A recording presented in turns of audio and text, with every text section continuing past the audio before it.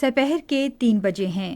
السلام علیکم، یہ ریڈیو پاکستان ہے۔ سمرہ یوسف سے خبریں سنیے۔ اہم خبروں کا خلاصہ۔ پاکستان اور آذربائیجان نے باہمی طور پر مفید منصوبوں کے شعبوں میں دو طرفہ سرمایہ کاری کے دائرہ کار کو $2 ارب تک بڑھانے کا فیصلہ کیا ہے۔ پاکستان اور آذربائیجان نے مفاہمت کی یادداشتوں اور معاہدوں پر دستخط کیے ہیں جن کا مقصد دو طرفہ تعلقات مستحکم کرنا ہے۔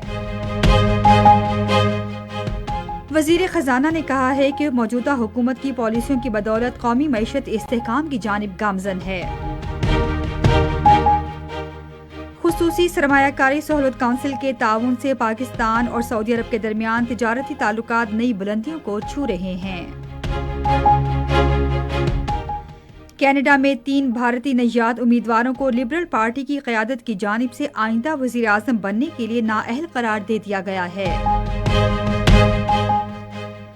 ICC چیمپئنز ٹرافی کا چھٹا میچ نیوزی لینڈ اور بنگلہ دیش کے درمیان راولپنڈی میں جاری ہے۔ اور اب خبروں کی تفصیل۔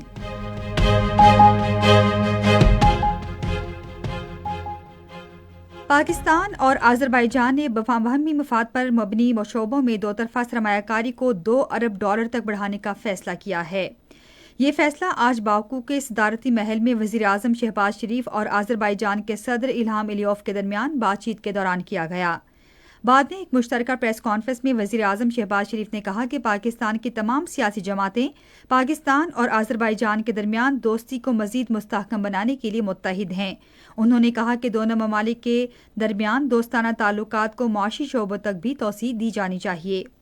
شہباز شریف نے یقین ظاہر کیا کہ جن مفاہمت کی یادداشتوں پر آج دستخط کیے گئے ہیں اور جن معاہدوں پر بعد میں رواں سال اپریل میں دستخط کیے جائیں گے وہ مستقبل میں انتہائی اچھے ثمرات کے حصول کے لیے ہماری مخلصانہ کوششوں کے فروغ میں اہم کردار ادا کریں گے۔ انہوں نے کہا کہ اب وقت آ گیا ہے کہ پاکستان اور آذربائیجان اپنے دفاعی تعلقات میں اعلیٰ سطح تک اضافہ کریں۔ دفاعی آلات کی مشترکہ تیاری شروع کرنے کے عزم کے بھی دوررس اثرات مرتب ہوں گے۔ وزیر اعظم نے آذربائیجان کے صدر کی جانب سے بین الاقوامی ڈھانچہ جاتی راہداری تجویز کو وقت کا تقاضا قرار دیتے ہوئے کہا کہ پاکستان کی گوادر کی بندرگاہ کو بھی درآمدات اور برآمدات کے لیے استعمال کیا جا سکتا ہے۔ انہوں نے کہا کہ اس کے پورے خطے پر انتہائی انقلابی اور مثبت اثرات مرتب ہوں گے۔ انہوں نے کہا کہ پاکستان آذربائیجان کے صدر کے اس ویژن کی مکمل حمایت کرتا ہے۔ شہباز شریف نے آذربائیجان کے دورے کے دوران انتہائی پرتپاک مہمان نوازی پر صدر الہام علیوف کا شکریہ بھی ادا کیا۔ وزیر اعظم نے باہمی کوششوں کے ذریعے تعلقات اور بھائی چارے کو مزید مضبوط بنانے کا عزم ظاہر کیا۔ پاکستان اور آذربائیجان نے آج مفاہمت کی یادداشتوں پر دستخط کیے ہیں۔ Pakistan State Oil Company Limited, Frontier Works Organisation, Pakistan Refinery Limited اور State Oil Company of Azerbaijan کے درمیان مفاہمت کی کئی یادداشتوں پر دستخط ہوئے ہیں۔ ثقافت، سیاحت، شہری ترقی، تعلیم، سائنس، معیشت اور عوامی زندگی کے دیگر شعبوں میں تعاون کے لیے آذربائیجان کے شہر نیکچیوان اور پاکستان کے شہر لاہور کے درمیان مفاہمت کی یادداشت پر دستخط ہوئے۔ وزیر اعظم محمد شہباز شریف نے جرمنی کے انتخابات میں کرسچین ڈیموکریٹک یونین اور کرسچین سوشل یونین کی شاندار کامیابی پر فرینڈریچ مرز کو مبارکباد دی ہے۔ Social media platform X پر ایک پوسٹ میں وزیر اعظم نے کہا کہ وہ پاکستان جرمنی شراکت داری کو مزید مستحکم کرنے کے لیے نئی حکومت کے ساتھ مل کر کام کرنا چاہتے ہیں۔ وزیر خزانہ محمد اورنگزیب نے کہا ہے کہ قومی معیشت صحیح راہ پر گامزن ہے اور موجودہ حکومت کی پالیسیوں کی بدولت استحکام کی جانب بڑھ رہی ہے۔ انہوں نے کراچی میں پاکستان بینکنگ سمٹ 2025 سے خطاب کرتے ہوئے کہا کہ اخراجات جاریہ کے خسارے پر قابو پانا، ترسیلات زر میں اضافہ، افراط زر اور پالیسی ریٹ میں کمی اس بات کی واضح علامات ہیں کہ قومی معیشت کو درست سمت میں گامزن کر دیا گیا ہے۔ محمد اورنگزیب نے نظم و نسق بہتر بنانے اور سرکاری رقوم کے غلط استعمال کو روکنے کے لیے ہدایات کی سطح پر اور تنظیمی لحاظ سے اصلاحات کرنے پر زور دیا ہے۔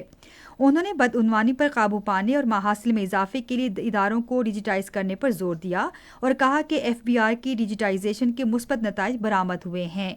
وزیر خزانہ نے کہا کہ بینکاری کے شعبے کا قومی معیشت میں اہم کردار ہے اور ٹیکس کی ادائیگی کے سلسلے میں تیل اور گیس کے شعبے کی نسبت اس نے بہتر کردار ادا کیا ہے۔ انہوں نے برآمدات کے ذریعے ترقی کو فروغ دینے کی ضرورت پر زور دیا اور کہا کہ اس سلسلے میں ہر شعبے کو اپنا کردار ادا کرنا چاہیے۔ محمد اورنگزیب نے یقین دلایا کہ تاجر برادری کو مراعات فراہم کی جائیں گی اور بینکاری کے شعبے کو چاہیے کہ چھوٹے اور درمیانے درجے کی صنعتوں کو سہولیات فراہم کرے، جن میں زراعت، ڈیری اور افزائش حیوانات اور ایسے ہی دوسرے شعبوں کو خصوصی اہمیت دی جانی چاہیے۔ خصوصی سرمایہ کاری سہولت کونسل کے تعاون سے پاکستان اور سعودی عرب کے درمیان تعلقات نئی بلندیوں پر پہنچ رہے ہیں۔ پاکستان کے سعودی عرب کے لیے برآمدات میں 22% اضافہ ہوا ہے، جبکہ تجارتی حجم 54 کروڑ 60 لاکھ ڈالر سے بڑھ کر 70 کروڑ ڈالر ہو گیا ہے۔ سعودی سرمایہ کاروں نے پاکستان کے توانائی، زراعت، انفارمیشن ٹیکنالوجی اور تعمیراتی شعبوں میں سرمایہ کاری میں گہری دلچسپی کا اظہار کیا ہے۔ پاکستان کی سعودی عرب کو آئی ٹی خدمات کی برآمدات 5 کروڑ ڈالر سے بڑھ کر 10 کروڑ ڈالر ہو گئی ہیں۔ اس دوران سعودی عرب نے پاکستانی آئی ٹی کمپنیوں کی رجسٹریشن کے عمل میں سہولت کے لیے ایک ہیلپ ڈیسک بھی قائم کیا ہے۔ پاکستان اور بنگلہ دیش کے درمیان براہ راست تجارتی تعلقات کی بحالی دونوں برادر ممالک کے درمیان دو طرفہ تعلقات کے فروغ میں ایک اہم سنگ میل ہے۔ تفصیلات کے مطابق 1971 کے بعد پہلی بار دونوں ملکوں کے درمیان حکومتی سطح پر براہ راست تجارت دوبارہ شروع ہو گئی ہے۔ اس سلسلے میں بنگلہ دیش نے پاکستان سے 50,000 ٹن چاول خریدنے کے بعد ایک معاہدے پر دستخط کیے۔ بنگلہ دیش کو چاول برآمد کرنے کا یہ معاہدہ رواں ماہ کے آغاز میں ٹریڈنگ کارپوریشن پاکستان کے ذریعے طے پایا۔ اس معاہدے کے تحت 25,000 ٹن چاول کی پہلی منظور شدہ سرکاری کھیپ پورٹ قاسم سے روانہ کر دی گئی ہے، جبکہ دوسری کھیپ مارچ کے شروع میں بھیجی جائے گی۔ اسی طرح پاکستان نیشنل شپنگ کارپوریشن کا مال بردار جہاز پہلی بار بنگلہ دیش کی بندرگاہ پر لنگر انداز ہوگا۔ پاکستان اور بنگلہ دیش کے درمیان جہاز رانی کے راستوں کے قیام سے دونوں ممالک کے درمیان تجارتی تعلقات کو مزید مضبوط بنانے میں مدد ملے گی۔ اس سے دونوں ممالک کے درمیان نئی تجارتی راہیں بھی کھلیں گی۔